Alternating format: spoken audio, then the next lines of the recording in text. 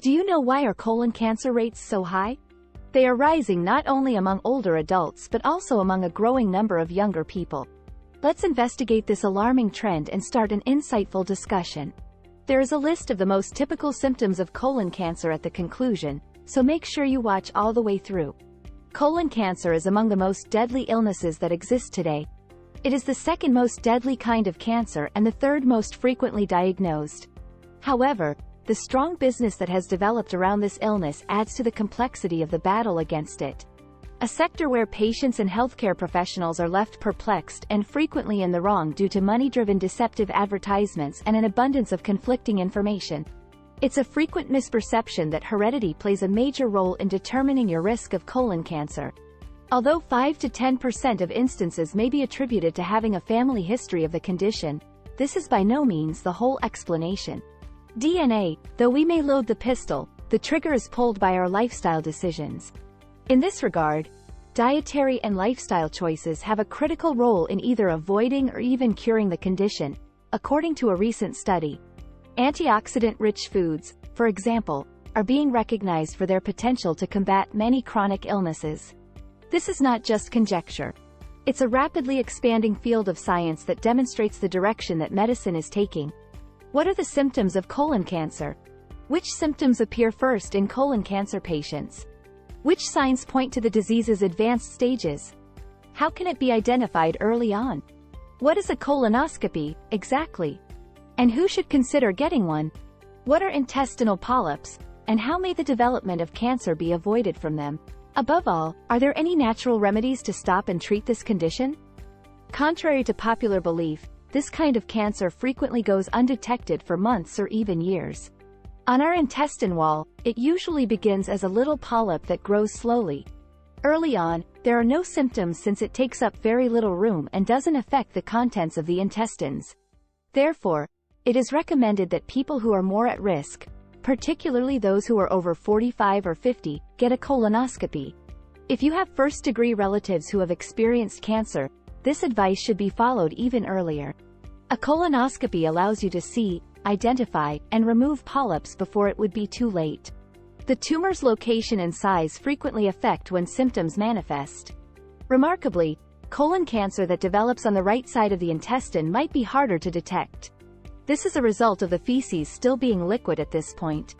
Not all of the flowing water has been absorbed by the intestine yet. Because of this, unless the tumor is well advanced or has spread to other organs like the liver, bones, or lungs, it is difficult for it to clog the intestine at this stage. Tumors frequently bleed because of their chaotic growth. However, the problem is that there is no obvious bleeding in the intestine. Detecting concealed blood and feces samples is one early detection technique. A stool sample is collected, and its analysis is submitted to a lab. Colonoscopies are useful for early detection as well, but be aware of these warning indicators.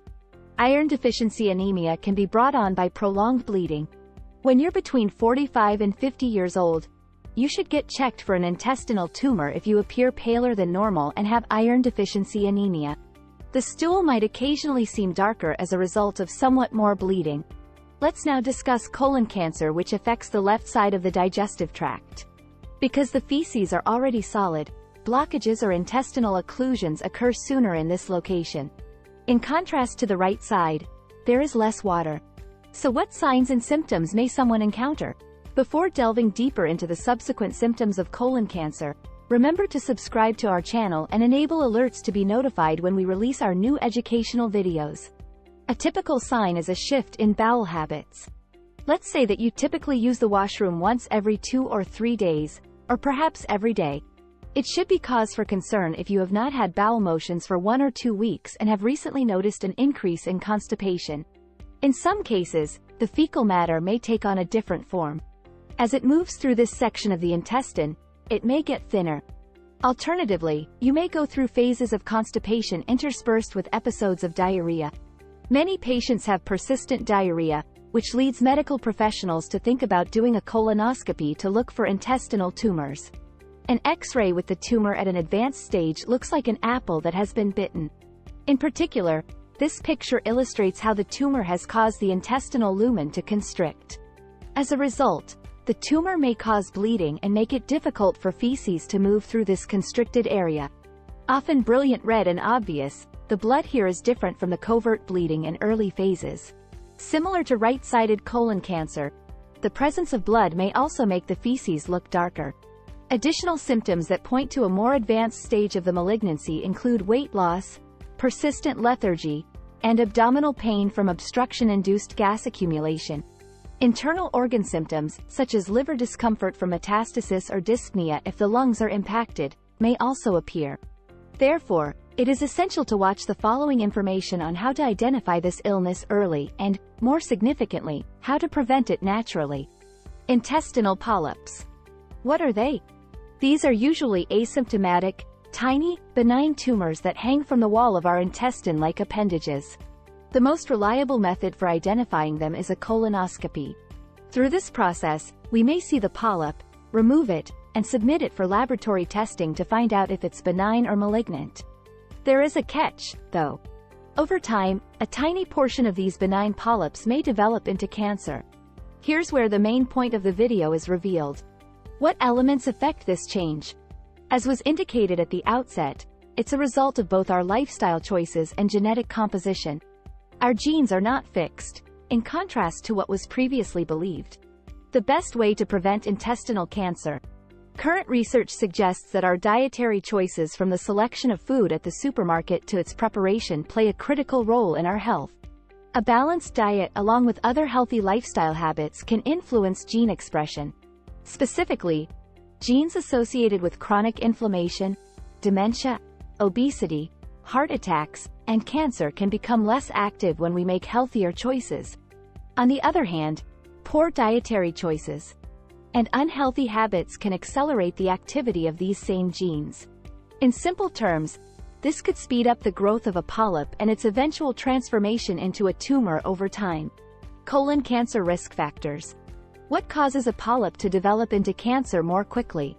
This is due to many variables, including highly processed meals, large amounts of red meat, particularly processed meats like sausages, salami, and ham, unhealthy fats, and excessive vegetable oils other than olive oil, and a little amount of sugar and salt. These items are mostly made up of ultra-processed meals, which is like putting gasoline to a fire that is already growing tumors. For a while now, foods that are highly processed have been deemed to be carcinogenic. Chronic inflammation and poor or insufficient intestinal flora bacteria are further contributing reasons to constipation. In addition, it is well established that some behaviors, such as smoking and drinking alcohol, cause cancer. Behaviors and diets to avoid colon cancer. It is advised to have diet foods high in antioxidants and anti-inflammatory compounds to lower the risk of colon cancer. These include the colorful fruits and vegetables that are regularly ingested. Additionally, spices like turmeric have great antioxidant and anti-inflammatory properties.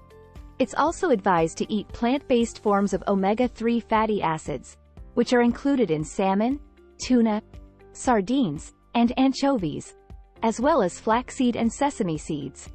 Other excellent sources of healthful fats are avocados and eggs from birds raised without cages. Another strategy to lower the risk of cancer is to treat constipation. This is where getting adequate water and fiber, as well as enhancing gut flora, might assist. Other healthy lifestyle options that are frequently disregarded include getting more social interaction, exercising, and getting enough sleep. They all contain anti-inflammatory and antioxidant properties. Nuts and seeds, particularly pumpkin seeds, are also good for the health of the intestines. Let's now discuss diverticulitis and diverticula. If you have these problems, you might be wondering if you can eat seeds, nuts, and the hard exterior coatings of some seeds and nuts. Yes, that is the response. Contrary to common opinion, eating these items does not raise the incidence of diverticulitis or its consequences, such as bleeding, according to a thorough study involving over 47,000 participants. Therefore, it is no longer advised that people with diverticulitis stay away from these foods. Conversely, certain meals may even help prevent colon cancer by enhancing gut flora and function. However, each situation needs to be assessed separately, so speak with your doctor if you're experiencing any digestive problems. What is a colonoscopy and who should get one? One medical technique called a colonoscopy is used to find colon cancer early on. A lengthy tube with a camera attached to its tip is introduced into the intestine during this treatment through the anal area. The camera travels the whole length of the intestines in an attempt to find anomalies like polyps, tumors, or lesions. When a polyp is found, it is removed and submitted to a lab to be examined to see if it is malignant or benign. The operation is done under sedation or light anesthetic for the patient's comfort. As a result, the majority of patients don't even recall the surgery or feel any discomfort. Generally speaking, people should begin having colonoscopies at the age of 45 or 50. However, you might need to start tests sooner if cancer runs in your family. Generally, follow-up operations occur every 10 years, unless your physician instructs you differently. Even though the process is thought to be safe, there are certain dangers, such as the possibility of bleeding or intestinal wall damage. These hazards, however, are quite low and only happen in 1 or 2 treatments out of 1,000. We hope this video was useful to you. Please feel free to leave your thoughts to share in the comments area. Give this video a high five and tell your loved ones and closest friends about it so they may also be aware of the serious signs of colon cancer that should never be ignored. If you're new to our channel, don't forget to press the notification bell to ensure you don't miss our upcoming video and to support our growth by subscribing. Thank you for watching this until the end. Bye and see you at our next video.